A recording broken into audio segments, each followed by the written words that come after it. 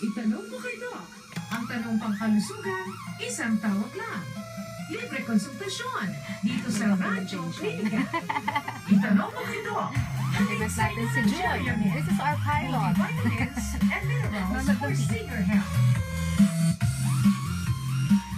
At ngayon mga kaibigan, pag-usapan na nga po natin ang inyong mga New Year's resolutions sa kalusugan. And also at the same time ay kaya nyo ba pa rin ito? Well, the first thing na pinag-usapan natin kanina is about 60% would like to lose weight.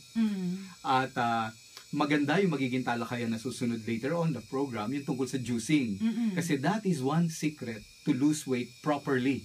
Una, kung talagang gusto mong pumayat, yung first 3 months, January, February, March, ipangako mo, isumpa mo sa sarili mo na ang almusal mo ay oatmeal with fruits. Oatmeal with fruits Yun lang. January, February, March. Hindi pwede fried rice. O tira-tira da. Yung tirang liempo nung gabi. Oo nga. Tsaka yung tirang kanin, sayang. Hindi pwede yun. Gusto mo mag-lose weight, 3 buwan lang ang hinihiling ko. January, February, March. It should be oatmeal with fruits. Pangalawa, kung nagugutom ka at gusto mong magmerienda, mag-juicing ka ng fruits and vegetables. Ang the best time to drink that is alas 10 o alas 4 ng hapon. Bakit? Kasi doon bumabagsak ang iyong sugar level sa blood. Talaga? Oo, at nagke-crave ka nun. And so, kesa Yan ikaw yung mga ay... merienda time Yun diba? nga yun. Kaya tinawag na merienda yun. Computed natin na 2 hours to 3 hours after your last breakfast, your sugar plummets down. At yung katawan mo, naghahanap ng sugar fill. So, ang una mong dadamputin dyan, donut. O halimbawa, ensimada. Don't go into the temptation. January, February, March, pag nagkaroon ka ng craving, look for a juice na ikaw mismo ang gagawa na fruits and vegetables. Napakadali lang. Ang vegetable na magandang i-juicing ay beetroot. Yung kulay pula, red beet, napakaganda nun. Or if you want carrots, of course, vegetable ang carrot, di ba? Oo. Tomato, vegetable yun, di ba? Hindi, fruit yun eh. Sabi nila, pero fruit yun, di ba? Fruit yun, di ba? Fruit yun. Plus, you mix with any other sweet fruit pwede. Like melon, watermelon, mango, avocado. Huwag kayo matakot sa cholesterol avocado, hindi totoo yun.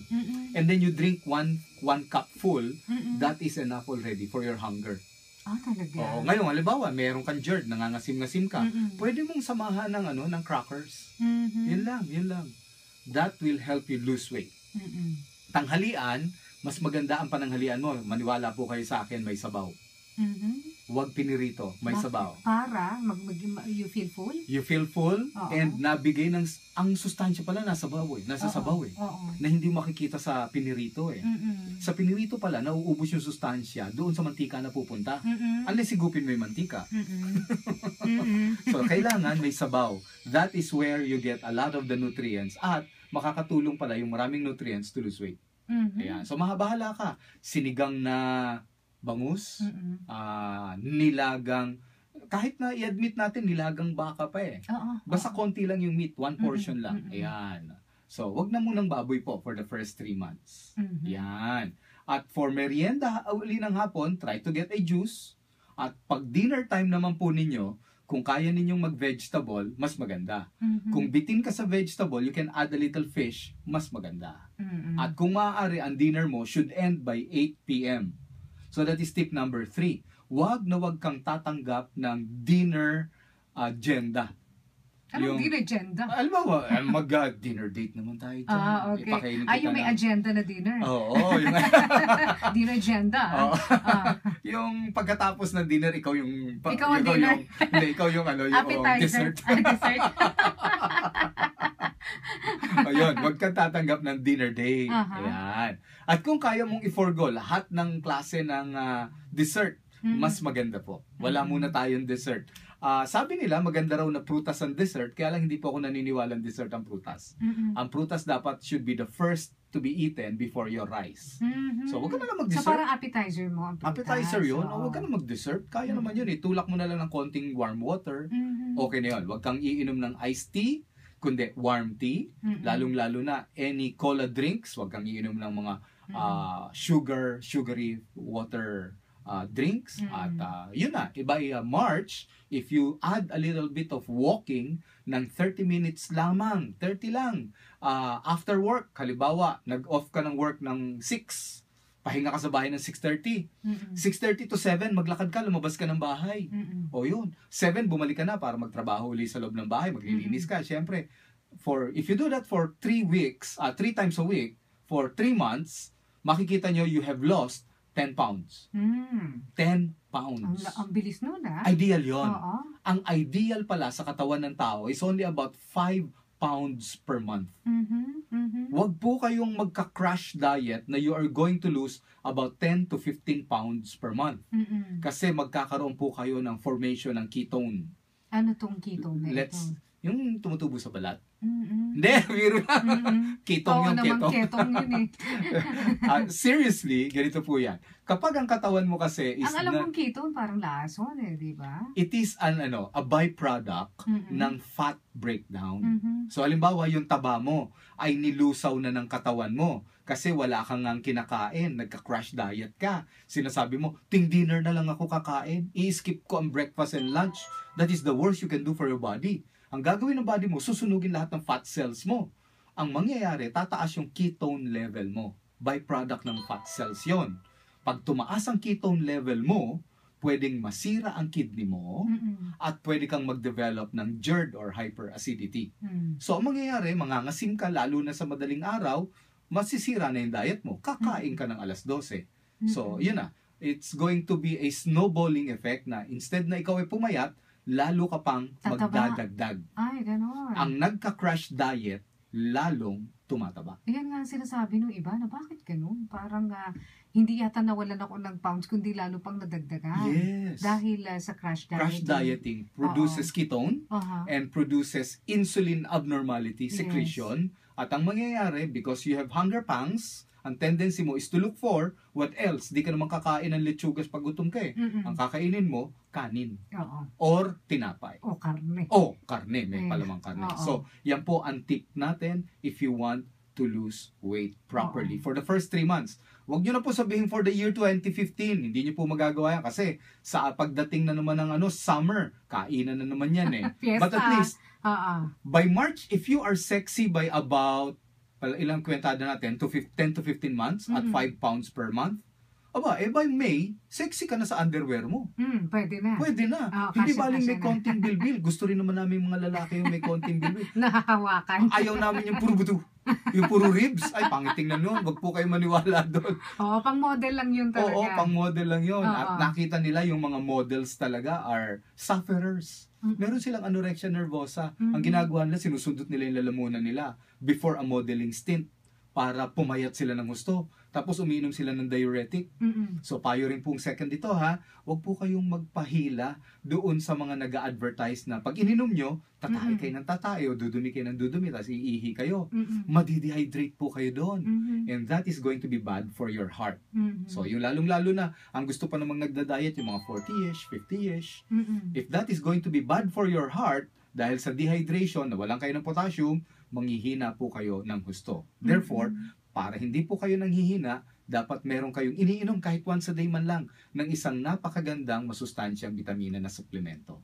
Katulad ng Geriamine. Yes. At hindi nakakataba yun. So maniwala kayo hindi. If you take it every day together with a correct diet and you are above 40 na, mas maganda ang magiging resulta sa iyo kesa sa wala kang iniinom na suplemento.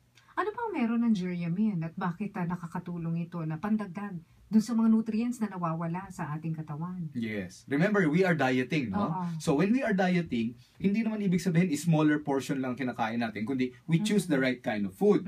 However, in choosing the right kind of food, bibihira po sa atin kasi ang nagdadagdag ng salads in our diet. Paminsan-minsan lang, nakakasalad-salad tayo. Pero most of the time, ang gulay po natin galing sa sinigang at saka sa nilaga eh. So, yung mga gulay na yon are now lacking in certain nutrients na natutunaw when they are boiled at 100 degrees centigrade. Mm-mm. Doon papasok ang suplemento na naglalaman ng mga nutrients na nawala sa pagluluto mo. Mm-mm. Doon may papasok ang geryamin. Mhm. If you take it once a day, at yung nilaga o sinigang mo ay hinigop mo yung sabaw, Mm-mm. then naibabalik mo yung sustansya sa katawan mo na kailangan niya to repair and build. Mm-mm. Yan. So kasi pag wala pong repair and build, what's going to happen? Yung mucosa o lining ng ating bituka, Mm-mm. numinipis yan. Alam niyo, pag nipis po niyan, makakasuot ngayon dyan yung H. pylori. Ang gagawin ng H. pylori, kukut-kutin niya ngayon yung mucosa. Mhm. Dudugo yun, mga kaibigan.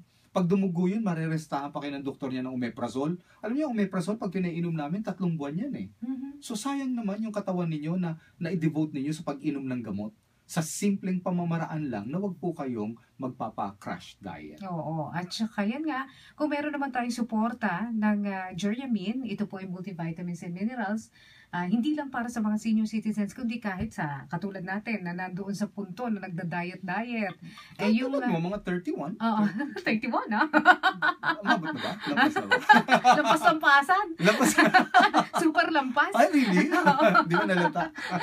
Kaya yun, Geryamin po. Pero paano ang pag-take niya na doc ng Geryamin? The best if you're dieting, it's in the morning. Mm-mm. Isabay mo ngayon doon sa oatmeal mo with Mm-mm. fruit. Mm-mm. Di halimbawa, kumain ka na ng oatmeal with fruit. Syempre, wag ka magtutulak ng kape dyan. Mm-mm. Warm water lang na pinigaan ng kalamansi. Yes. Oo. Kahapon, galing ako sa sa isang restaurant eh. Mm-mm. At nagtataka yung waitress, ba't order ako ng warm water? Oo. Walang bayad ng warm water. Yung mga kaharap ko, ang kinakain nila, ano ba yung usong-uso ngayon na tinapay na umiikot yung ibabaw? Mga cupcakes? Tapos ang order ko, warm water.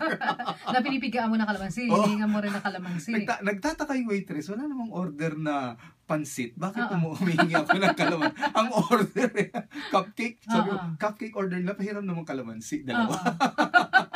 Kala niya pipigaan mo yung cupcake. Pero yung tubig mo pala, Yung tubig ko ang mo. pinipigaan ko. Yeah, it's very good eh. Nakakatulong yun para mag-detoxify ang liver natin. Yes. Nakakatulong yun para malinis ang ating bituka. At I'm sure, mas better ngayon ang pakiramdam ko kaysa yung makaharap ko nang in-order nila bottomless iced tea. Mm-hmm. Uy, nakakahilo yun Bottomless iced tea? Oo, pag masyadong marami ng sugar din na pumapasok sa katawan mo, lalo ng cupcake pa.